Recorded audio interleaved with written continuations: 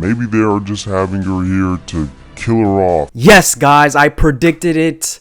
Shalabal was gonna be killed off for the sake of introducing Norn Rad. But I don't know, she's probably still alive in there somewhere. But she gone, man. She gone already. Guys, am I late to the party? Shout out to the one guy in my comments that's been waiting for this review to come out. I watched Fantastic Four First Steps twice now.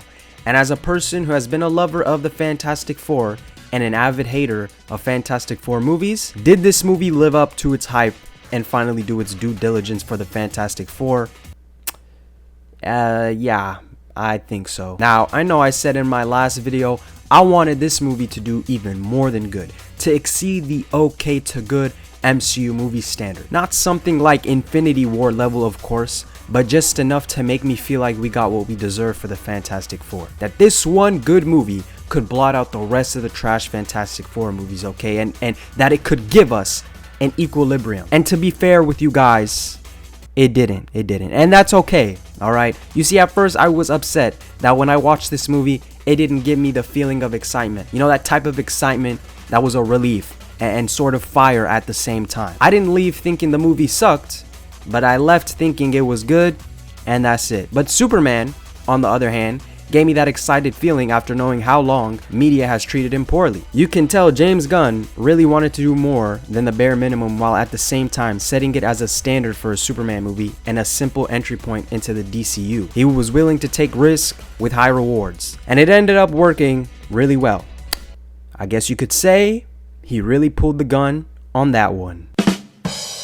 But Fantastic Four didn't do that. And it's funny, a big reason the original Fantastic Four movie easily became forgettable was with its timing release being a week before Batman Begins. And here it's kind of a similar scenario, except it came a couple weeks after Superman. Don't get me wrong, both of these movies definitely are not losing their spotlight anytime soon, and they obviously are both loved. But the timing of having Superman come out before really gave me, personally, a standard to how reviving characters should be, and I felt like Superman executed that way better. He was revived so good. But like I said earlier, making this movie do the bare minimum is not the worst thing. I think Matt Shakman saw how cursed the Fantastic Four have been when doing film and show adaptations and decided to play it really safe. Like almost every mistake made in the older movies is perfectly fixed here, and he really doesn't go further and experimental with it from there. I found myself enjoying characters I did not expect to like as much as I did. Sue Storm is really good in this movie and kinda works at being the spotlight maternal figure for a good chunk of this movie, while still not completely diminishing the important role of Reed being the leader of the Fantastic Four. I always said the one thing I liked about the older Fantastic Four movies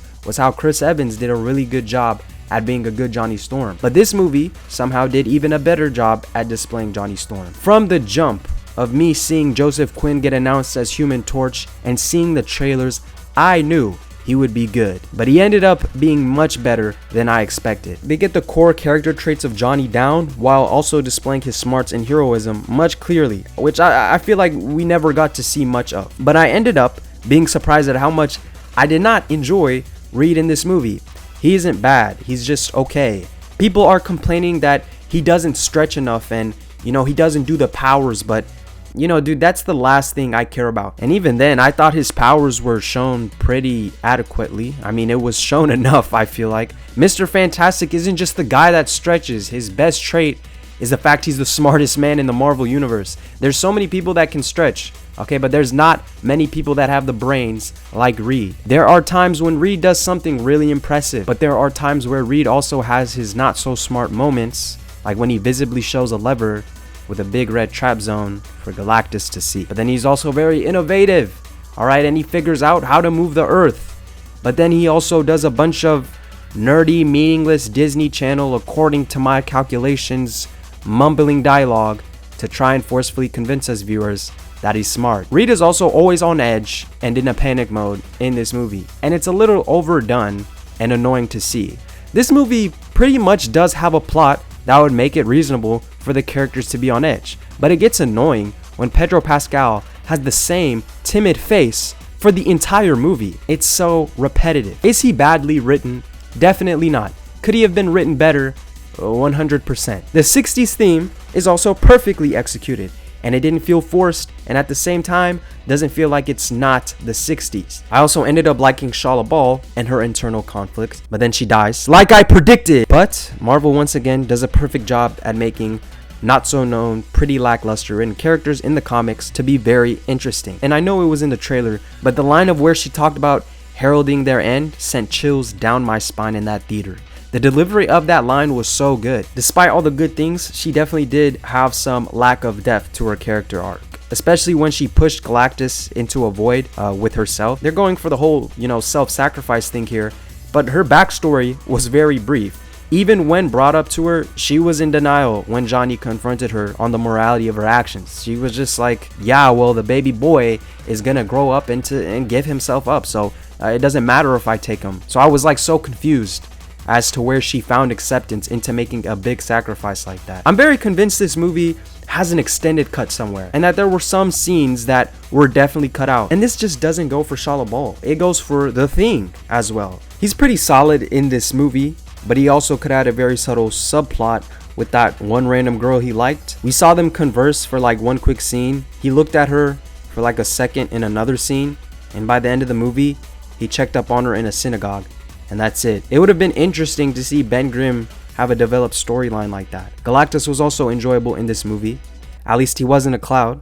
Am I right? That's all I can say. At least he's not a cloud. But on a serious note, I'm also grateful this movie didn't fall into the trap of making him be absent until the end of the movie. When I saw the trailers of him walking through New York City, I thought that was going to be the first time we saw him in the movie, and it would be like towards the end of the movie. But it didn't happen, alright? We actually got to see Galactus converse with the Fantastic Four before he even gets to Earth. It's not like he's some hidden figure we have to be eager to see the entire movie.